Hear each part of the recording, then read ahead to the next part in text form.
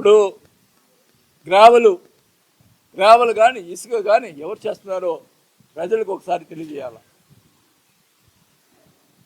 వెంచర్లు ఏం జరుగుతున్నాయి, బ్రాహ్మణ వెంచర్లు ఎవరు వేస్తున్నారు, ఎవరు తోలుతున్నారండి ఈ గ్రావెలు? ఎక్కడి నుంచి తోలుతున్నారండి? సరే, ఎన్ని జరుగుతూ ఉన్నాయి.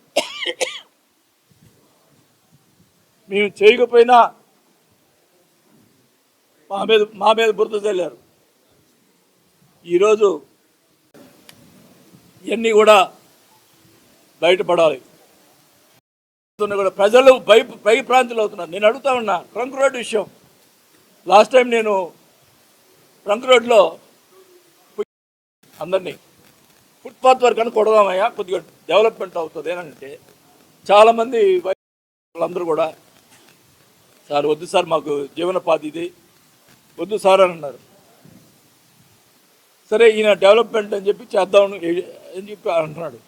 నేను చెప్తున్నా, నువ్వు డెవలప్మెంట్ చేసుకొని మీ ఎవరో కాదను, నీకు పడగొట్టి డెవలప్ చేస్తేనే డెవలప్మెంటు నేను చేస్తున్నానని చెప్తున్నావు. ఓకే, నేను ఆ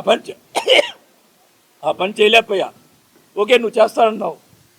కానీ వాళ్ళకి న్యాయం చేసి కోర్టు కూడా ఆర్డర్ ఇచ్చింది. వాళ్ళకి న్యాయం చేయండి,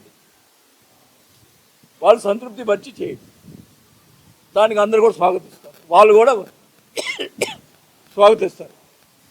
వాళ్ళకి న్యాయం చేయకుండా ఏదో చేద్దాం అనుకుంటే కూడా కరెక్ట్ కాదు. ఏమైనా కానీ ఇంకా ఉన్నాయి చాలా లిస్టు. మరి ఒకసారి అయిపోతే బాగుండదు. మళ్ళీ మాట్లాడతాను.